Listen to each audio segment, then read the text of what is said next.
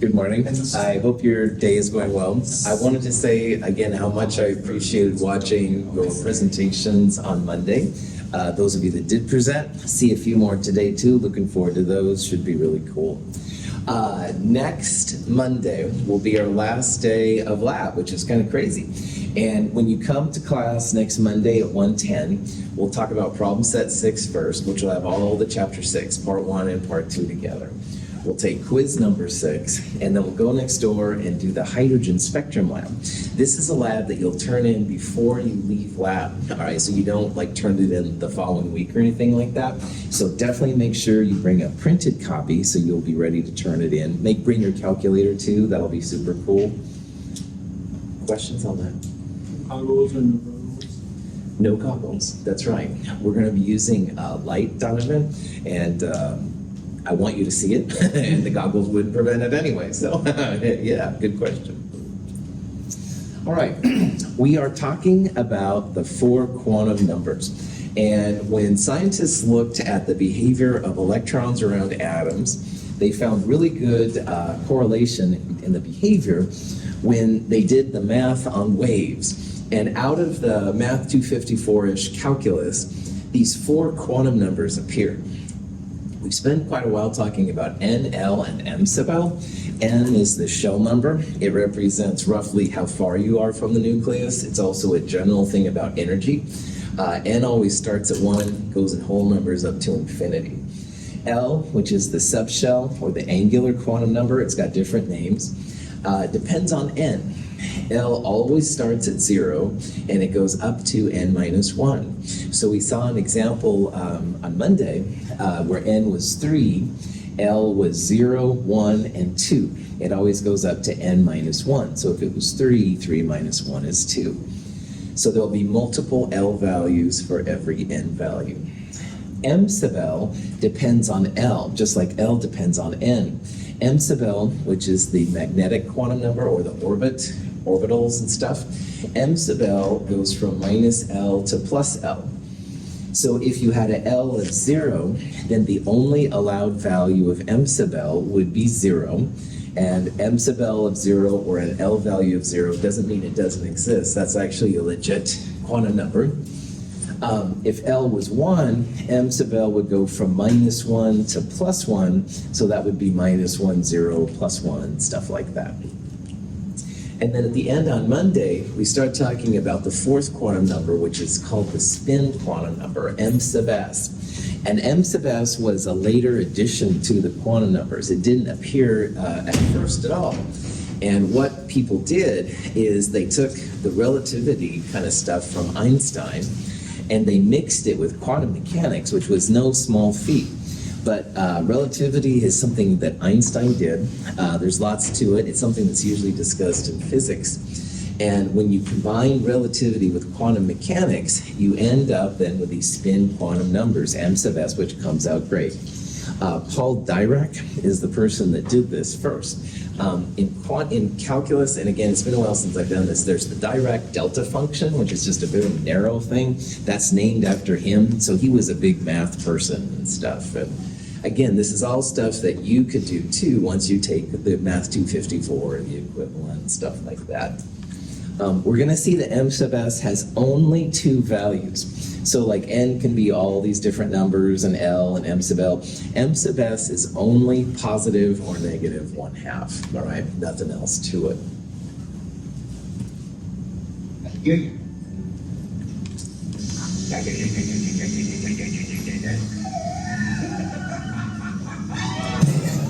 So this is from House of a Thousand Corpses, which is a movie I can't show any other part basically but this because of the nature. But if you're hearing all this quantum stuff and it's like, yeah, which is what I totally understand. We're going to start bringing all these quantum numbers back down to reality here in a little bit. So just hang tight and stuff. It's going to come back. We're going to come back to normal stuff. So let's get into it. Any spinning electric charge creates a magnetic field. Spinning electrons produce magnetic fields with an identifiable magnetic polar orientation, so-called north or south. The polar orientation of a given electron is determined by the direction of its spin. The classic physics interpretation of the spin quantum number comes down to how the electrons spin. So electrons have an electric and a magnetic component. This is electromagnetic stuff.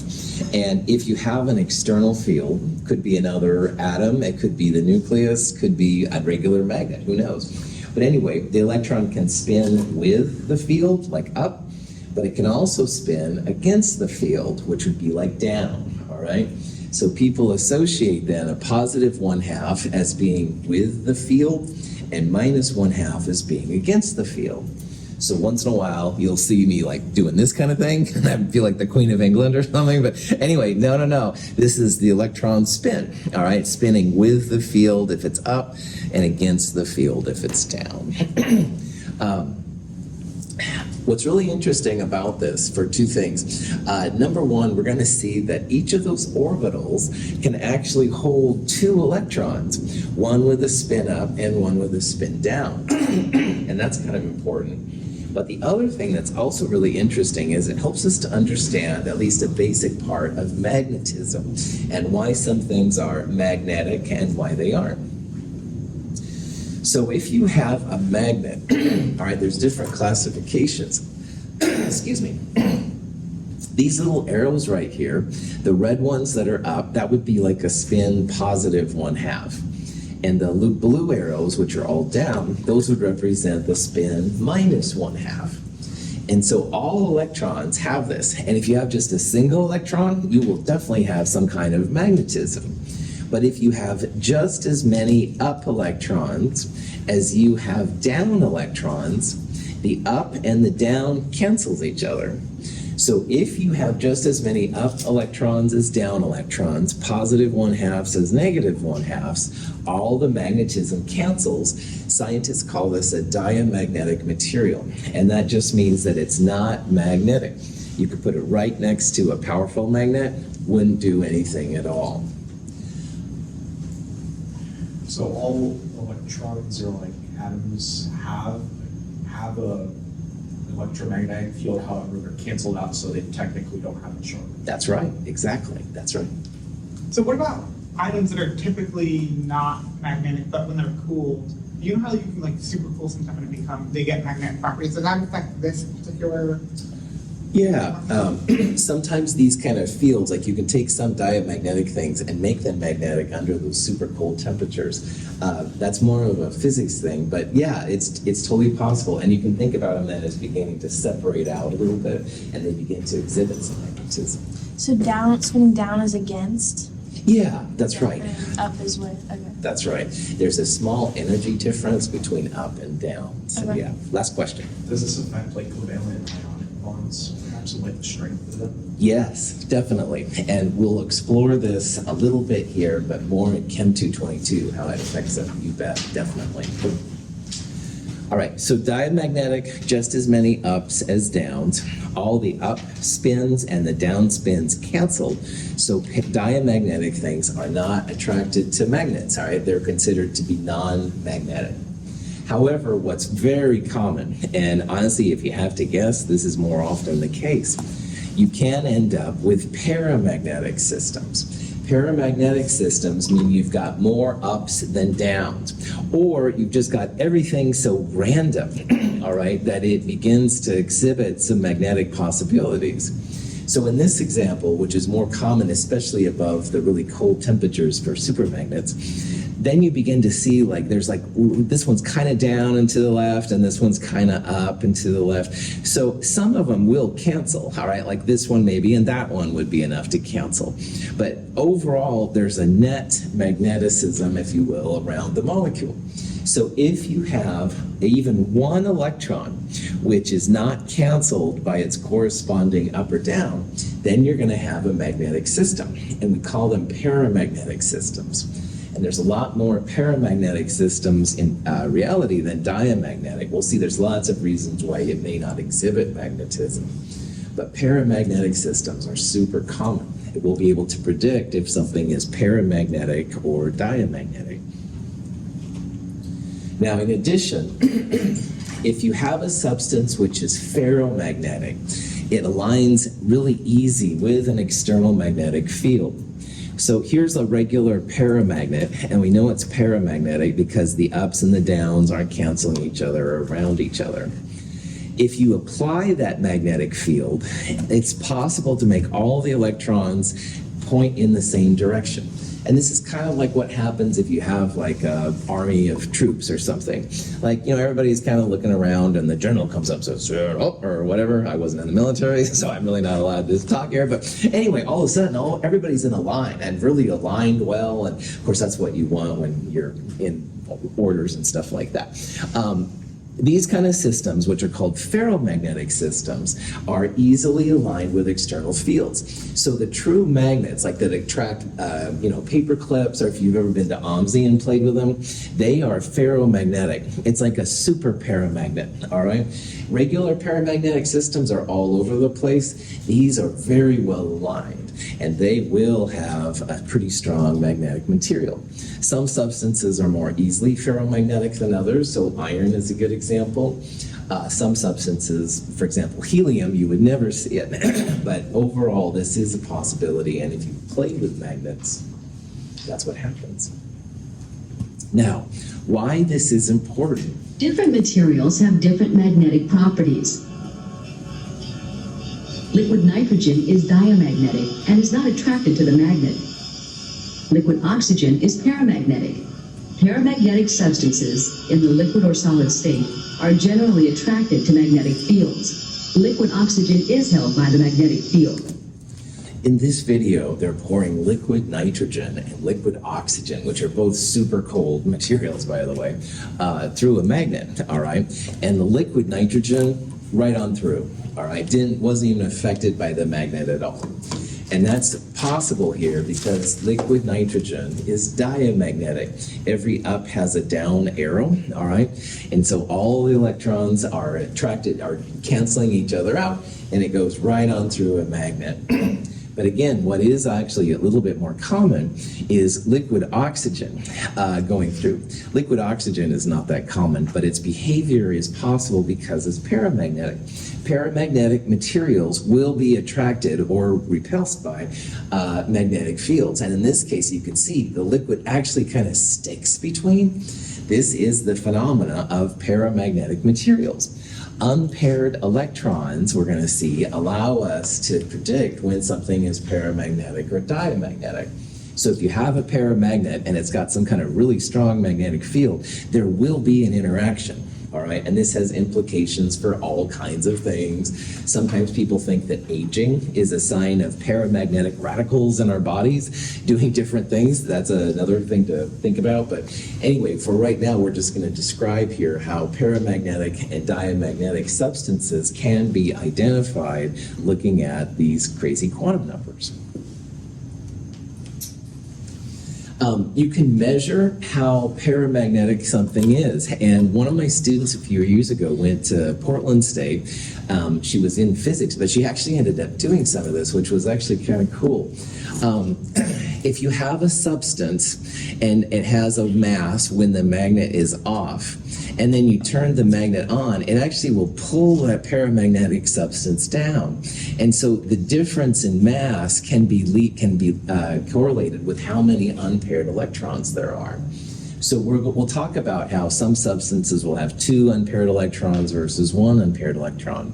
And in theory, 2 unpaired electrons would be pulled more into the magnet than the 1 electron would be. So it's a really cool kind of thing. You can do these kind of things with a protractor and stuff and see if you have a magnet, but it's something that can be measured, which is pretty cool. All right, so the 4 quantum numbers, NL, M sub L, and M sub S, are going to help us to figure out when things are paramagnetic and diamagnetic. And along the way now, we'll be able to actually put the electrons in order of increasing energy. And remember, physical science is all about the energy. So physics and chemistry, lots of engineering and stuff, always about the energy. And we're going to see how these things all fit together to figure this out. All right, one of the questions you'll see in this section coming up is trying to find what set of quantum numbers is not valid, like which one is not allowed. And we saw, oh boy, Monday, I don't know, that L and N can't be the same number, all right, because L can be no bigger than N minus 1. So in this question, what I'm asking you for is the same kind of problem, like which one of these has a disallowed set of quantum numbers? So when I look at this, I start always here. N has to be a whole number, greater than 0, not negative, and all of those n's are. L can't be bigger than n minus 1. So if n is 4, that means L can be up to 3. L of 1, totally legit. M sub L is always going to go from minus L to plus L. So that would be minus 1 to plus 1. So minus 1, 0, and plus 1 are all allowed for M sub L when L is 1. So M sub L minus 1 is cool. M sub S has to be positive or negative 1/2. That's legit. So that is a good set of quantum numbers. So if you skim down here, you can probably see, remember M sub S can only be positive or negative 1/2. Whoops, there's an M sub S equal to 0. That's not going to fly. So right away you can see then hopefully that D is the bad set of quantum numbers. L again is less than N. M sub L minus 5 to positive 5, 0 is legit. And M sub S minus 1 is okay. L is less than N. L equals 1 minus 1 to positive 1, okay, minus 1/2. And these are all okay relative to each other. It's just this one here that's bad. And so, how do you determine if it's negative or positive 1/2? Does that have to be opposite of M sub L? Cool. If you're putting electrons in atoms, always start with the positive one, all right? And the negative one follows. Because positive is with the field, it takes a little bit of energy to put it away from the field. And we'll talk about how you can figure these quantum numbers out for the different things here in just a little bit. Okay. Yeah, good. You're seeing where we're going to go with this. Okay. One last thing. Pauli was another great scientist in this whole kind of thing. And Pauli basically came up with a statement, which is now called the Pauli Exclusion Principle, that says that no two electrons in the same atom can have the same set of 4 quantum numbers, all right? And I like to think of this as the postman's paradox. Because if you're a postperson, postman, postwoman, whatever the PC thing is now, anyway, if you work for the post office and you're delivering mail, all right, you need to know the address of who you're delivering things to. All right, so Gina will have her address, Donovan will have her address. No problem, I can get the letters to them, all right? But let me pretend for a second that Rory and Gwendolyn live together, all right? Oh man, same address, all right? So what this is saying is that electrons all have their own address too. And they have to each have their own set of 4 quantum numbers. It's like the address for it, all right? So they have different names. That would be one place I could do it and stuff. Or maybe they live in an apartment complex and live in different apartments. But there would be some way that even if they were close to each other, the post people can figure out where the letters go. So these 4 quantum numbers can be used like an address, all right? And maybe we want to add ask to a party electron number 2, but oh, we don't want electron number 3. Okay, fine. We'll know then from the 4 quantum numbers their address to ask them. That's basically what Pauli exclusion is all about. So you can't have overlap electrons. They have to each have their own quantum number. So let's go through some examples here, and I'll show you how this works. So n equals 1 is the first shell, all right? And when n equals 1, L can't be any bigger than n minus 1. So 1 minus 1 is 0. That means the only allowed L value is 0. And if L is 0, M sub L minus L to positive L minus 0 to plus L, the only M sub L value is 0. So we talked the other day how in my house analogy, this would be like the n equals 1 street. On the n equals 1 street, there's one house, L equals 0. And in this one house, there's one room, M sub L value. So this is like a 1S shack, all right? Well, M sub S pops in, and gives two possible m sub s values for the NL m sub L combination. And so if you want to take my juvenile description of electrons a little further, that means that you can have two people in a house, in a room, excuse me, let me back up, in a room, all right? And the two people are represented by positive 1/2 and negative 1/2 electrons. Now in reality, what this means is electron number 1 is going to have n equals 1, L equals 0, m sub L equals 0, and m sub S is positive 1/2. And this goes back to what Gina just asked about. First electron, we're going to assume, is always positive 1/2 with the magnetic field. But there can be a second electron in that orbital. N equals 1, L equals 0, m sub L equals 0. Same up here, but now m sub S is minus 1/2, all right? So the first two electrons are going to have these sets of quantum numbers. And again, maybe we want to ask electron number 1 out to lunch, but we don't want to invite electron number 2. Well, here's the address we can send our invitation to. That's kind of silly, but you get the idea. What it does say is that every orbital, every m sub L value that's allowed, holds up to 2 electrons.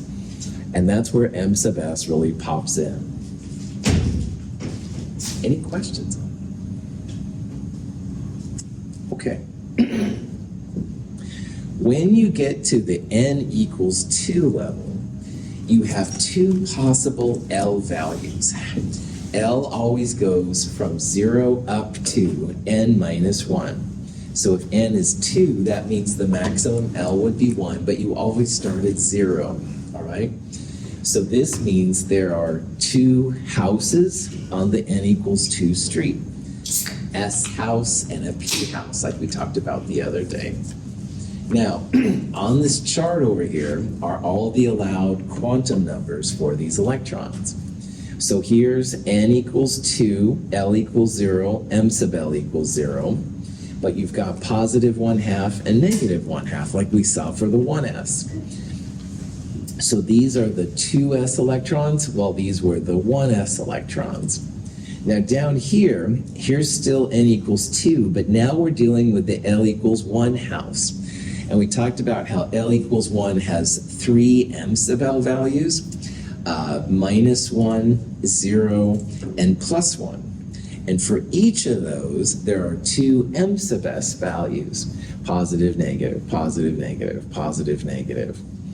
So these are the addresses for the next electrons, the next 8 electrons that go around the atom. And again, it's kind of cool. And again, none of these numbers here or here are overlapping, all right? They're all different kind of pieces and stuff associated with it. Any questions? Okay. Let's keep going. When n equals 3, you always start with L of 0, and you go up to n minus 1, which would be 2. So n equals 3, L equals 0, L equals 1, L equals 2. So if you look over here, n is 3 for all of these values, all right? But L starts at 0, then it goes through 1s, and down here is 2s. Now, m sub L, when L is 0, is just 0. And you got positive, negative 1/2. These are the 3s electrons. Here's L equals 1. Now in L equals 1, m sub L can be minus 1, 0, or plus 1, and there's 2 electrons per orbital. Now down here, excuse me, m sub L, when L is 2, minus 2, minus 1, 0, plus 1, plus 2, and 2 electrons per species. So these are the next electrons then to go in. And again, they've all got their own quantum numbers. Why are we doing this, Dr. Russell? Oh, stupid, bad. Just stupid. All right. Notice the periodic table. All right. Let's pretend helium is right above beryllium for right now. 2 columns. Boron to neon. 1, 2, 3, 4, 5, 6 columns. And if you count here in the middle, there's 10 columns. 1, 2, 3, all over the zinc, which is 10.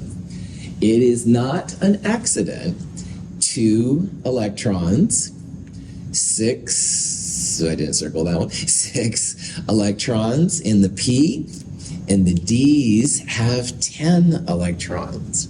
So there's correlation with how the periodic table is built to how these quantum numbers play out. And we'll see this here in a little bit. A bigger takeaway from all of this, every time we've had an s orbital, 1s, 2s, 3s, always 2 electrons maximum. And the 2 times now that we've had p orbitals, 2p and 3p, there were 1, 2, 3, 4, 5, 6 electrons inside them.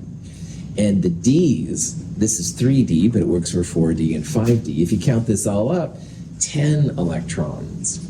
So we're going to start seeing here some comparisons with where these quantum numbers are and how the periodic table is put together, why it looks the way it does. Okay. N equals 4, it starts getting more and more complex, but the idea is still valid. If n equals 4, L again starts at 0, goes up to n minus 1, which would be 3. So 0, 1, 2, and 3 are the allowed L values. There are 4 houses, if you will, on the n equals 4 street. The S house is a single shack. There's only 2 electrons there. The P's is a little bigger. It's a ranch, I think I called the other day. 6 electrons can go in that. D is bigger yet. As we talked about, it holds up to 10 electrons. So that would be like a split level. And then F is kind of the mansion. It holds 14 electrons. I think it was David that saw some patterns the other day. Here's more patterns. Notice how the S's hold 2, P's hold 6, D's hold 10, F's hold 14. G would be the next one, not for this one, but if it was, how many electrons do you think a G orbital would hold? What's the pattern? 18, nice job. The next one would have 4 more than that. The next one would have 4 more, 22, etc., etc. Lots of patterns in quantum chemistry. But at the end of the day, all of these electrons that we've put up here all have different sets of quantum numbers. And it's important in chemistry, all right? Just like it's important for the post office to have an address for each person, it's important for scientists to have a separate set of quantum numbers for each electron around the atom. And that's where these crazy quantum numbers come in. Questions? Okay. Excuse me. Scientists have figured out even more beyond this. Theoretically, it's not bad. We looked at 1, 2, 3, and 4, and the total electrons that were there. So there were a total of 32 electrons in the last one. Now, in the 5 group, there is the possibility for a G group. So there could be a 5G. But notice 50 minus 32 is 18. So that was the next amount of electrons going in. 22 is the next one. That would be an H, which isn't theoretically possible. So anyway, these are all mapped out. Sometimes in like Star Trek Voyager, there was this episode. They found element number 264 or something. Sweet. I have no idea what element 264 would be like, but chemists have figured out kind of the N, L, M sub L, and M sub S numbers. So it's like holding positions for these elements if we find them. The numbers on the very far right of the periodic table, it looks like they match up with the electrons. So these tie in with these numbers on the, yeah. Absolutely. Excellent point. So the numbers on the far right here represent the total electrons in the different periods. And the first period only has 2 electrons, which are right there. The second one has 8 plus 2, which is 8 plus these 2 up there, kind of thing. The next one's 8, 8, and 2. So if you add 8, 8, this 8, this 2, and add an additional 1, you get in there. Now, it's a little bit different, though, because like there's a 10 right there, and it's not part of this. And we'll talk about why the 10 is in there, why it's not in the earlier part. But there is some correlation, absolutely. Good. Other questions? Good observation. Okay. So what we're going to do now is start figuring out the quantum numbers for all the electrons in, say, hydrogen. And then we'll go on to helium and lithium, and we'll get up to chromium, and we'll go on to uranium or whatever, all right? And it's not too hard to do, actually, but there is a twist. Now, Bohr, in Bohr's model, back at the beginning of chapter 6, part 1 or so, he found that the energy for the hydrogen atoms was minus RHC times 1 over n squared. Now, R is that Rydberg constant, which you don't have to know. H and C are Planck and speed of light, which I do want you to know, but they're all constants. All right, you can look up R, you hopefully know H and C. The only thing the energy depends on in the Bohr model was N, the shell number, all right? And that was great for single electron atoms, but it didn't work very well when you went to, say, helium, or you went to lithium when you had more electrons. So what scientists have found is that when you have an atom with more than one electron, you need to take into account not just the N value, but also the L value. And this is the so-called N plus L rule. Now, L values, if you remember, start at 0 and they go up to N minus 1. So you have to kind of know which N value you have. And they have a letter associated with them. S, P, D, F, G is the one I was talking about. Here's H, which would be 5, etc. We're going to use these numbers and the N value to figure out how electrons get placed around atoms, which is pretty cool. You're going to see that there are these like kind of shells and stuff. Here's the cats, all right? I think the physicists were jealous because there were a lot of chemistry cat memes. Well, somebody started doing physics cat memes. Anyway, I need to get out more. Anyway, sorry, I really got distracted by physics. N plus L rule is literally just taking the N value and adding it to the L value. And we'll see that we'll be able to figure out then how electrons go inside, stuff like that. Questions? Not on the physics cats. Okay. So, this representation of 1s, 2s, 2p, 3s, 3p, etc. is only based on n. So you can see like there's a 1s, the single house on the n equals 1. Here's the 2 houses, 3 houses, 4 houses, etc. But right now the energy is only looking at n. And that model didn't work out very well at all. So what we're going to do in this video then is see the implication of the N plus L rule. So remember that every time you see an S, S means L equals 0. But every time you see a P, 2P, 3P, 4P, L is 1, the D's will have 2, F is 3, etc., etc. So if you have electrons, you want to put them in the lowest N plus L first, and then have them slowly go up from there. You will sometimes see a tie for N plus L rule. And if you have a tie, then the lower N value is filled in first, and the higher N is last. And I'll show examples of this here in a little bit. In a single electron atom, hydrogen, subshell energies depend only on the subshell's principal quantum numbers. In a mini-electron atom, the presence of electrons in one subshell affects the energy of other subshells. Consequently, the subshells are not filled simply on the basis of the principal quantum number. I want to focus on 2s and 2p right there real fast. If you wanted to find N plus L for 2s, N is 2, because that's the number out there, and S is 0. Every time you see an S, it's got an L of 0. So N plus L, literally you add them together, 2, all right? 2P would have 2 for N, because again, that's the number. What's the value of L for a P subcell? 1. So 2 plus 1 for P, 3. And what these numbers mean is you want to fill in 2s before 2p. You always start at the lowest N plus L and work your way up to the highest N plus L. So that's why 2s is shown lower than 2p. It has a higher, thanks for playing, it has a lower N plus L, so it's a little lower than the 2p, which is next. What's interesting here is that 1s, 2s, 2p, 3s, 3p, that might start sounding familiar to some of you if you've taken chemistry before. But notice here how 3d is filled in before 4p, all right? And I want to talk about that here real fast. 3d and 4p. What's the end value for 3d?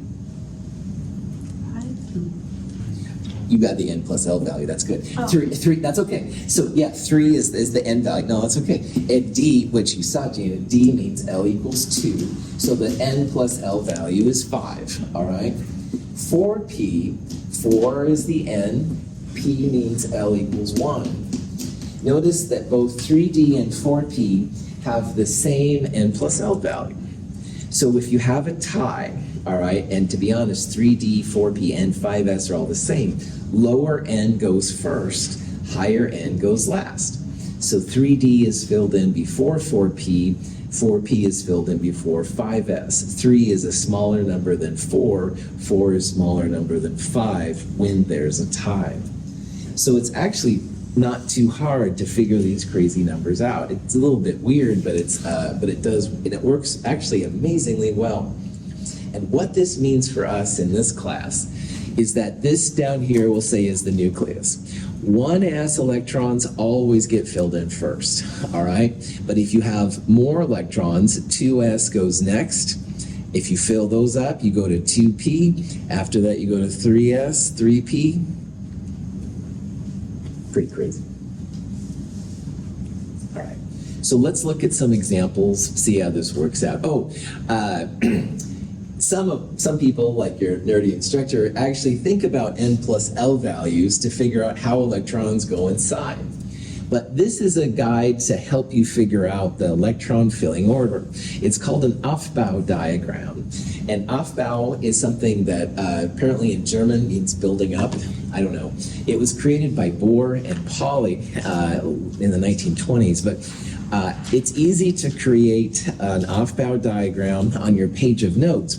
You can just start at 1s and then go 2s, 3s, 4s. So all of the s's are in the first column. Then if you go up and over 1, that's where 2p starts. There's no 1p. 2p, 3p, 4p, 5p. The d's, you go up and over, start them at 3d, 45d, up and over 4f, over, stuff like that. And why this can be used is these arrows will show you the order you put the electrons in. So the 1s is filled in first, then you go down here and 2s is next, 2p is filled in before 3s, then 3p is filled in before 4s. All of these have the same n plus L value. We talked about how lower n is filled in first, so 3d, 4p, 5s. Aufbau diagrams can be pretty helpful to figure out how electrons get placed around atoms. Question? Cool. There's an Aufbau diagram in your companion, I'm pretty sure, so if you don't, let me know. All right, so what we're going to do is, again, we're going to start putting electrons around atoms, all right? And the lowest one that's always filled in first is that 1s. 1s has n equals 1 and L equals 0 for s. So 1 plus 0 is 1. This is always the first one that gets filled in. So we'll be showing things like this, like 1s1. This means that we have one electron in the 1s orbital, all right? And you can quickly find n and L. Remember, the number is the n. The letter SPDF is 0, 1, 2, 3, et cetera, et cetera. And the superscript then will represent the number of electrons. So hydrogen with a single electron has a 1s1 electron configuration, all right? So when you think about the one electron in hydrogen, chemists would say it has 1s1. This kind of notation is called SPDF notation or spectroscopic notation. Spectroscopic means it's a light-based kind of thing. We'll talk about why that's important later, but if you hear the spectroscopic or SPDF, it just means like 1s1, 1s2, that kind of thing. Yeah. Will you be able to identify which element you're working with just with the information that you're provided with there? Like, that one looks like it's like hydrogen, but would you be able to tell the other ones? Cool. Good question. If you know it's a neutral element, then the answer is yes. But the problem, David, we're going to see, this could also be the helium +1 ion. If you take away an electron from helium, it would have this electron configuration as well. So as long as you know it's a neutral atom, the answer would be yes. All right, but do be careful because we'll talk about ions in a little bit. So, all right, helium has a total of 2 electrons. And just as a review, helium up there has the molar mass, which is really important. We're back to using the atomic numbers here. The atomic number, which really means 2 protons in helium, also represents the number of electrons in a neutral atom. So helium has 2 electrons. We can describe now these electrons, all right? The first one, N equals 1, L equals 0, M sub L equals 0. Gina asked about positive or negative being filled in first. Positive always filled in first. That would be the address of the first electron. But the second electron, N equals 1, L equals 0, M sub L equals 0, that would have the -1/2. Little higher energy, very like 10 to the -19th joules, not that much, but it does make a little bit of a difference. So 1s2 is the quick way to write an electron configuration, all right? And we'll use that most of the time. Now, this little thing right here is called orbital box notation. And orbital box is actually really helpful too. If you have a 1s orbital, you write it as a box or even just a line is fine. Notice here we've got a spin up and a spin down. So the spin up would be this electron right here, the +1/2. The spin down, the red one right there, that would be the spin -1/2. And it's kind of cool. We'll talk about how if you have just as many ups and downs in your orbital box, diamagnetic. Helium is a diamagnetic material and it's not attracted to magnets. When we draw the box, does the positive always have to be on the right side? Oh, good question. No, either side is fine on that. Yep. I'll probably write the positive first, honestly, normally, but it's not a big deal. Good. Other questions? All right. So this next section, what we're going to do is we're just going to start figuring out the electron configurations of the different elements. But you always start at N equals 1, L equals 0, the N plus L equals 1, 1s. So it doesn't matter if it's lawrencium or lithium, always start at 1s, okay? Then the next one up will be 2s, the next one over will be 2p, et cetera, et cetera. Now, each of those boxes represents an orbital. So when you have S, that means L equals 0. M sub L can only be 0. That's one box. And why that's important here is that each of those boxes can hold 2 electrons. So there will be 2 electrons in the 1s, 2 electrons in 2s, 3s, etc. But when you get to a P, then L equals 1, and M sub L, -1, 0, and +1. 3 M sub L values, 3 boxes, all right? So you can think about this one as -1, this one is 0, this is +1. It doesn't really matter, but we'll say it that way. And why that's important is that each of those boxes, again, holds 2 electrons. So notice that each of the P's has 3 boxes, 3 orbitals, and if each orbital holds 2 electrons, P's will hold up to 6 electrons. The D's will have 5. 5 times 2 is 10 electrons. F's will have 14. If there was a 5G, that would hold 18 electrons. Oh. Prof, back off a little bit here. If you've taken chemistry before and you talked about, carbon is 1s2, 2s2, 2p2, that's where we're finally getting to, all right? We had to dig through quantum numbers and go through, electrons are particles and waves and all this kind of stuff. But now we're finally coming back to this. So I'm hoping that things will become a little bit more concrete now. You're just seeing the depths of it and seeing how the machine works and stuff. So, Prof, back on. Quantum. All right. The periodic table itself can be a way to figure out what orbital you're talking about. The left-hand two columns, which includes helium in this discussion, those are called S block elements because you're always filling in S electrons in the final one. So we saw earlier that hydrogen was a 1s1, helium, if it was over there, would be 1s2.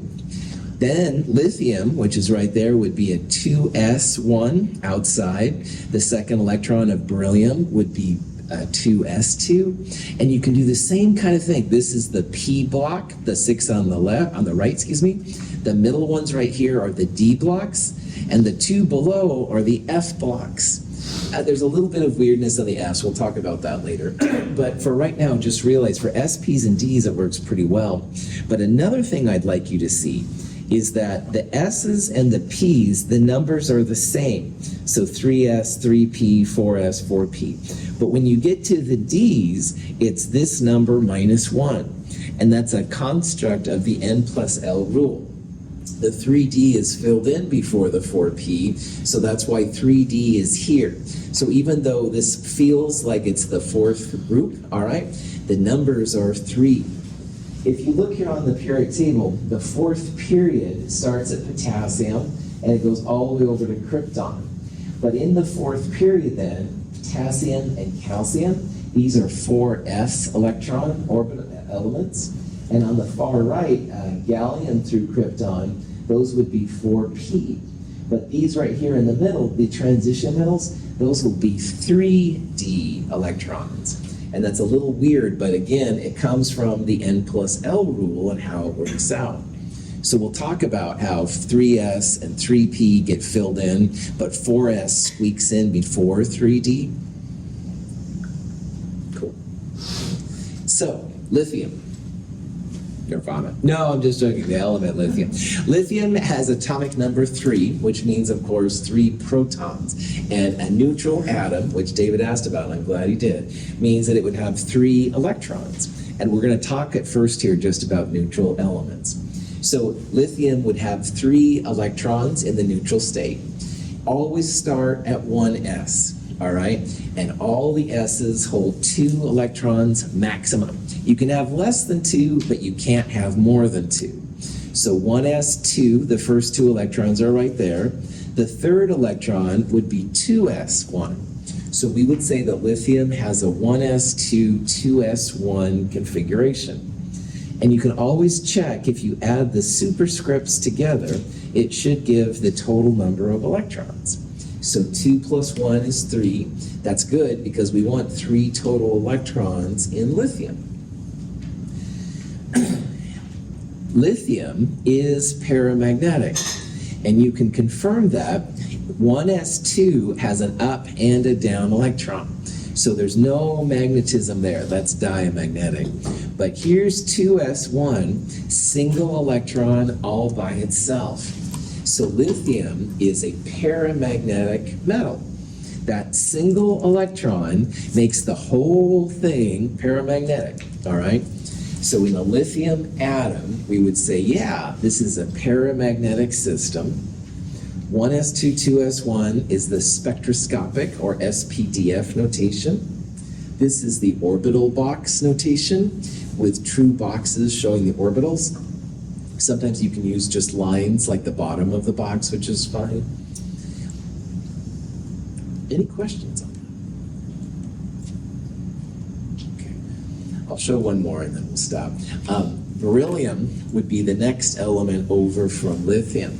And beryllium is number 4 on the periodic table, so its atomic number is 4 total electrons. Well, lithium was 1s2, 2s1, and s's hold up to 2, not more than 2, but up to 2. So that extra electron just pops right in there in the 2s2 electron, in the 2s orbital. Beryllium has a 1s2, 2s2 electron configuration. Beryllium is diamagnetic. I don't know of anyone that's ever made it paramagnetic. 1s2, 2s2, you can see that each of those boxes have just as many up as down electrons, so there's no interaction with magnetic fields when it comes to beryllium. So in theory, you put a strong magnet next to lithium, there'll be some attraction. You put a strong magnet next to beryllium, not going to be any attraction. Question? Yeah. mean that, assuming you have a neutral atoms with the atomic, even atomic number are diamagnetic? Excellent question, Gabriel. Gabriel, if you have an odd number, it will always be 99% be paramagnetic, all right? But we're also going to see, though, that even numbers most of the time aren't diamagnetic. And we'll talk about that on Friday. I don't have enough time to go to it right now. But yeah, if you have to guess, you could at least say that it has the possibility to be diamagnetic. I was wondering because of iron being 26. My man. Yep, exactly. Iron's a classic ferromagnetic material. So yes. All right, we'll talk about this more on Friday. Have a great day.